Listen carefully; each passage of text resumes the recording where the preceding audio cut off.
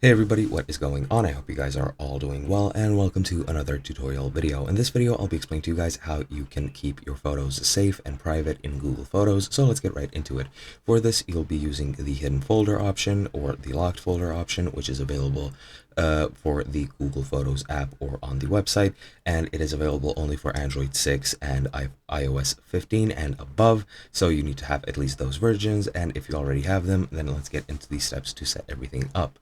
Now, to set it up on mobile devices, you just go into the app, go to the library, then into utilities and into locked folder, tap the set up locked folder button, and then you'll be able to set everything up. You just need to follow the instructions, and you can even turn on backup for this folder. And once you set everything up and follow the instructions, that should be it. However, you will need a passcode for your device, which is your screen unlock code. If you don't have it, you will need to set one up, since that will be used to access this folder. And if you already have one, the same code or the same unlock method, which is used for your phone, is used for this folder. Once you've set it up, you just move your files there, and that should be it. Now on the PC, it is a bit different.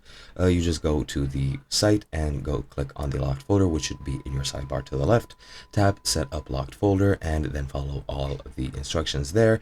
And the password which you'll be using to set this up and to access it later is your Google account password. So there is no need to create another password. You'll just be using the same one as your account, and you cannot use anything else. Once you've set everything up, you'll just be able to move your photos into that folder the same way as you would on the apps. And that is pretty much it. Hope you guys enjoyed, and I'll be seeing you guys in another video.